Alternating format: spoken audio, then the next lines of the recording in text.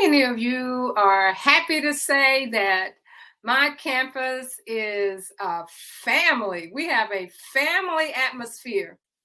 If you said that, I know I've said that many, many times. And who amongst you is frustrated with some of the behavior of some of your family members this year? I know how you feel. And how many of you are saying that, based upon some of the things that happened with the family this year, I'm going to make some changes this year because I'm a little frustrated. So today our topic is going to be: will you celebrate the end of your school year as a family or as a team? Hi, my name is Barbara Polk, and I'm known as a turnaround principal. And I was assigned to one of the lowest performing campuses in the state of Texas. And of course, it was the lowest performing campus on my district. So I understand exactly how you feel when you say that, my school, my campus is a family. We have a family atmosphere. Well, that's all I had ever heard. I thought, that family just meant that, we're all just going to work together and we're just going to get the job done. And well, it was kind of dumb. And but I never heard, about the option of being a team that maybe had, some fringes of a family associated with it. So when I come on every week, I come to address principals and the challenges that they have on a daily basis. Those challenges are unique to them.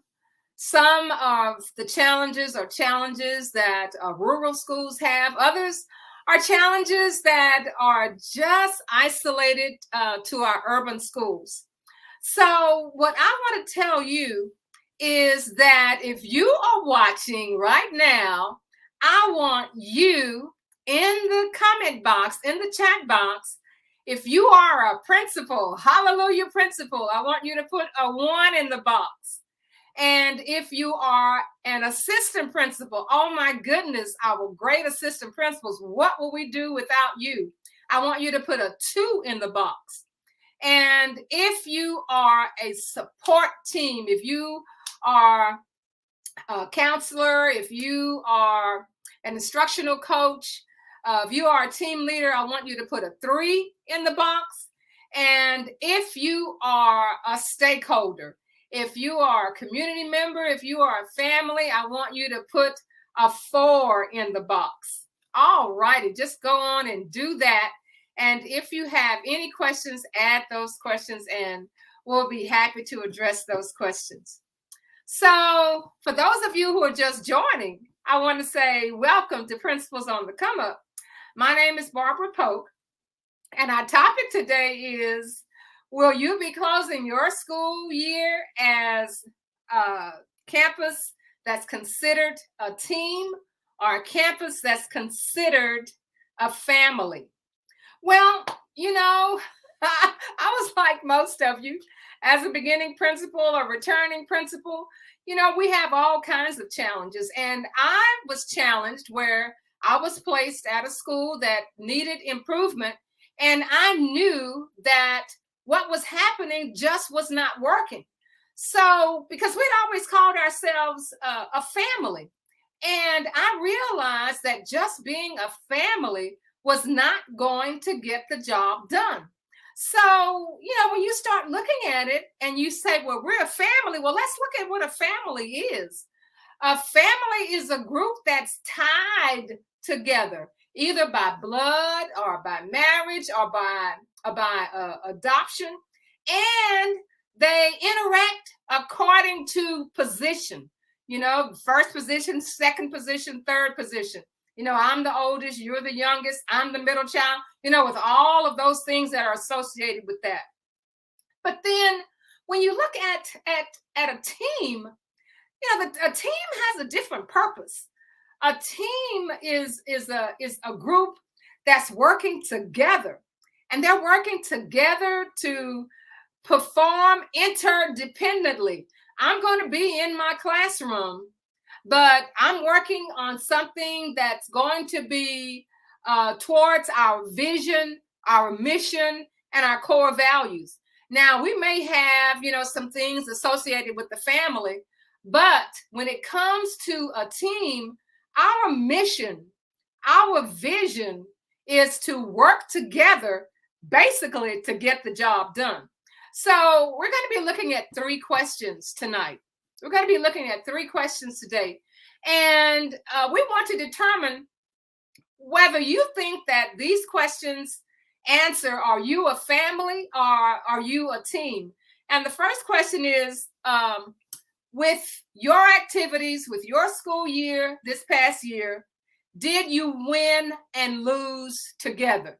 So you say, what do you mean? What do you mean, Dr. Pope, did we win and lose together? Well, let me give you an example. If you are a school that is in need of improvement, or most schools, you're going to have a Saturday school. And if you are urban school, or if you are rural school and you have Saturday school, this was our story. We sent notices out to the parents that we had Saturday school. Saturday school was due to start at 8 o'clock, and it was over at 11:30, between 11:30 and 11:45. And we assigned teachers to teach these children who we expected who was going to be there on Saturday morning. And what we found out is that a handful of students came. We had teachers who were, sitting around, and some of them did some team teaching. But when it came to Monday morning, we asked the kids, where were you? You were supposed to come to Saturday school and you didn't come to Saturday school. And they gave us all kind of, crazy answers. Well, at that time, as a team, we could have said, oh, well, the parents are lazy. They didn't want to get up. They let the children do whatever they want to do. They don't see that this is important. No, we didn't take that idea. What we did, we got together and said, well, what can we do as a team? What can we do? We want to make sure that these children succeed, that they take care of the vision and the mission that they have and that we have, and they meet the expectations of the state assessment. That's what so what do we need to do, team? Well, what we decided was, first, how about when they have Saturday school, how about naming our Saturday school? How about calling it something associated with football during football season? It's the fall during football season. How about telling everybody, all the teachers, let's dress up in our uniform jerseys, our team jerseys, our favorite jersey. That's going to get them excited. And how about when they come to Saturday school, let's just do away with standing up and teaching. How about let's perform projects? Let's do projects during that time. Let's set up a rotation system where everybody can get everything that's offered. And then one of the team members said, well, we have a nonprofit in the community who said she will come and she will serve our students lunch, because there was no free lunch. They just said, we'll serve free lunch. So what happened? The word got around. We talked it up the whole week, and students came, even with no buses. Students were carpooling with parents. We had some kids coming to school on bicycles. But what happened? It was because of the team effect. So the question is, did you win and lose together? We did lose together, and we looked mighty bad, but we also won together, and we looked mighty good. And I can tell you those test scores at the end of that school year moved us to where we needed to be. Okay, so the next question I want you to consider: did everyone have an equally valuable role to win? So in a family, we all equal as as to way we will win. Or you're going to win this time. I'm going to win that time. You're going to win another time. Let me explain to you what I mean.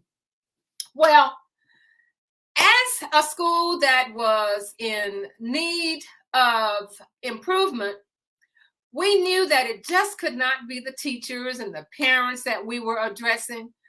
We had to address everybody in the school. Everybody had to win. Everybody had to be a part of what we were doing. Everybody had to be considered equally and be considered as equally valuable in their role to win. So, what we did is we got funds together and we had a weekend and we had all of our team members there. We had our custodians, we had our paraprofessionals, our regular ed, our special ed, we had the office staff, we had the security. Everybody was there. And what did we do? We presented to them just what our vision was. We had everyone to work interdependently. So that meant at a table where we had an assistant principal, we also had a cafeteria worker. We also at the next table had a custodial worker. They were made to feel equal in the win because they were a part of a school that was going to win. They needed to understand, what can we do? How can we help make the school a school that exceeds expectations? That is what we did. And we also had a follow-up at the end of that summer where we all got together and we celebrated our successes, so that we knew that Mr. Johnson, the custodian, had a role to play. We knew that Miss Barbara had a role to play in the cafeteria and all of the cafeteria workers.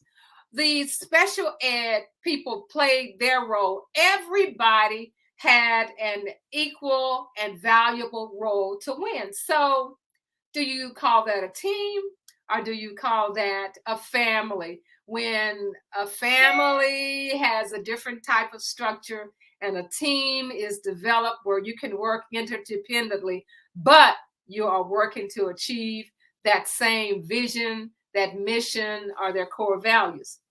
So, the last question I want to ask you, when we're talking about a family versus a team, did you have common rules of engagement? Rules of engagement. Well, rules of engagement is just the way you do things and way everybody understands. This is the way we operate around here. So, our common rule was no drama. We don't want any drama here.